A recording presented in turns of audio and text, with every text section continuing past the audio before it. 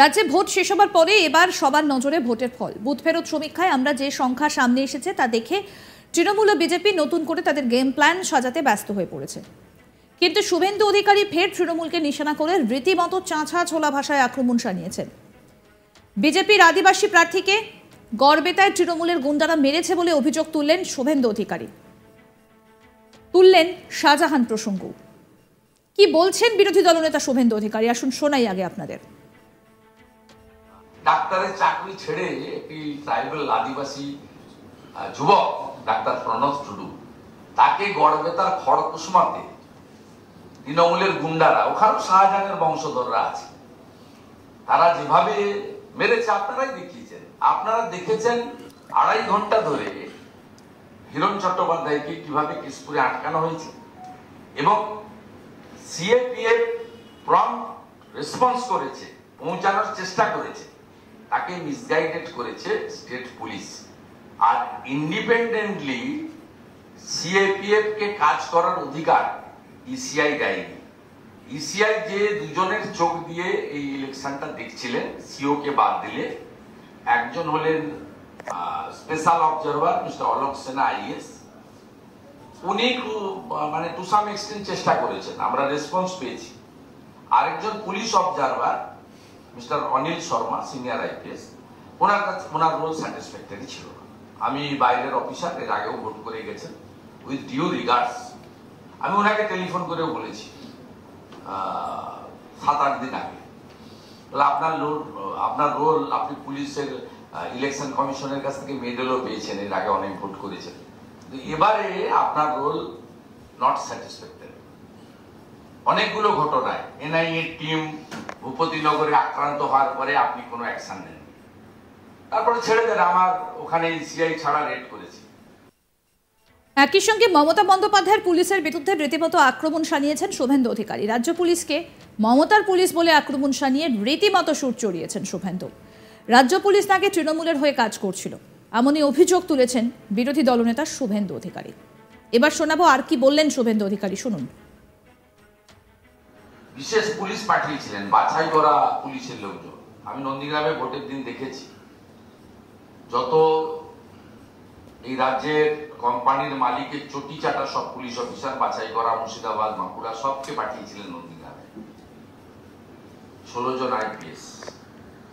এখানেও ঠিক একইভাবে, এমনকি মুখ্যমন্ত্রীর যে ব্যক্তিগত নিরাপত্তা রক্ষী, মানে রক্ষী না, একটা পদমর্যাদায় উপরে সুপারভিশন করেন ডিআইজি রবীন্দ্রনাথ, তিনি সন্দেশখালীর দায়িত্বে চলে গেছিলেন।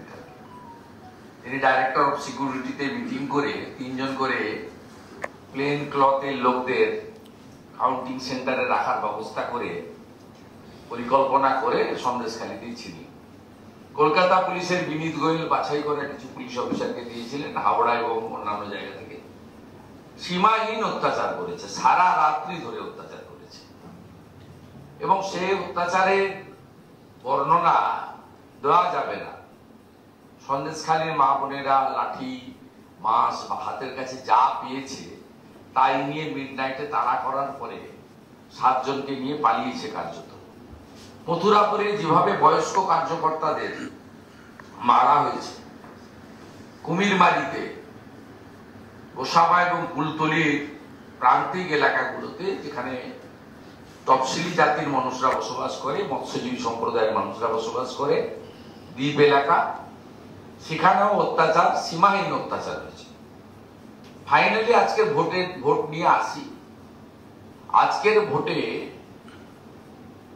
তৃণমূল কংগ্রেসের ছোট থেকে বড় এবং রাজ্য প্রশাসন, পুলিশ, তারা সবাই ঝাঁপিয়ে পড়েছিল যে কিভাবে যেভাবেই হোক আজকে যাতে 9টা সিটি ওনাদের বস পশ্চিমবাংলার মালকিনকে, কারোর ম্যাডাম, কারোর পিসি, কারোর ইত্যাদি, তাকে যাতে তুলে দেওয়া যায়, সে চেষ্টা তারা ত্রুটি রাখেননি।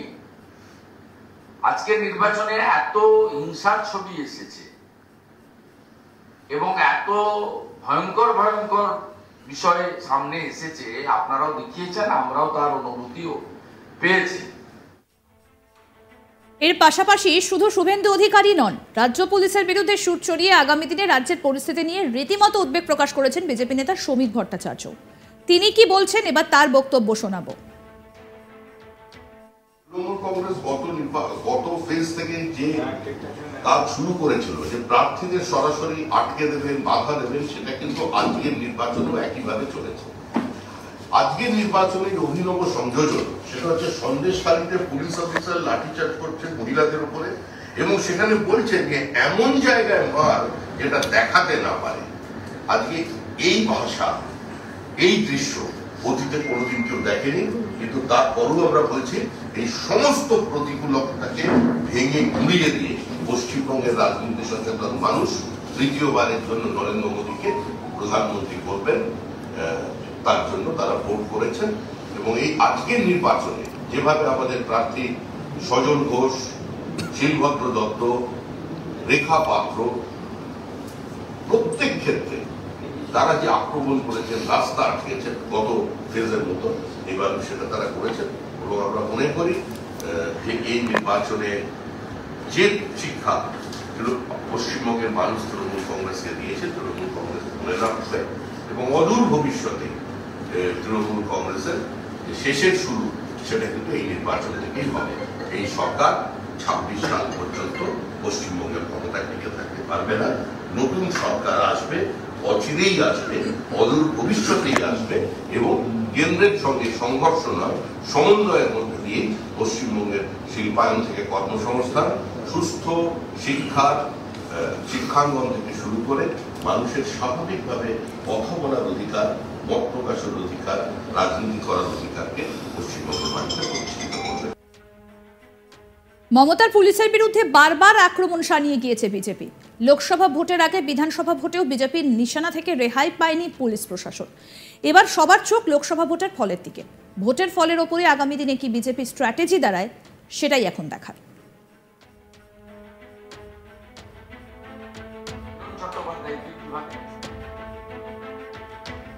কি বলছেন শুভেন্দু অধিকারী, আসুন শোনাই আপনাদের আরেকবার। ডাক্তারের চাকরি ছেড়ে একটি ট্রাইবাল আদিবাসী যুবক ডাক্তার প্রণব টুডু, তাকে গড়বেতার খড়কুসমাতে তৃণমূলের গুন্ডারা, ওখানেও শাহজাহানের বংশধররা আছে, তারা যেভাবে মেরেছে আপনারাই দেখিয়েছেন।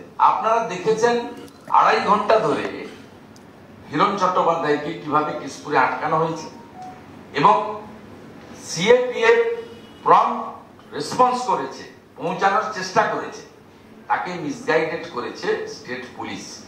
আর ইন্ডিপেন্ডেন্টলি সিএপিএফ কে কাজ করার অধিকার। আরো আপডেট পেতে দেখতে থাকুন আজ তাক বাংলার ইউটিউব চ্যানেল, সাবস্ক্রাইব করুন।